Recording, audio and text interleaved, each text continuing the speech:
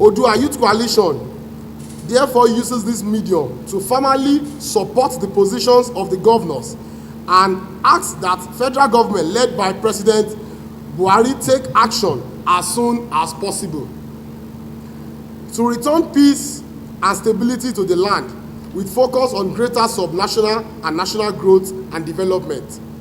OYC urges President Buhari, to immediately address Nigerians on insecurity in the land.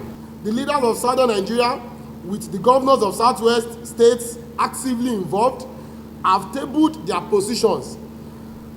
We support this great move and we will continue to defend and promote Yoruba land as an entity of the Federal Republic of Nigeria state.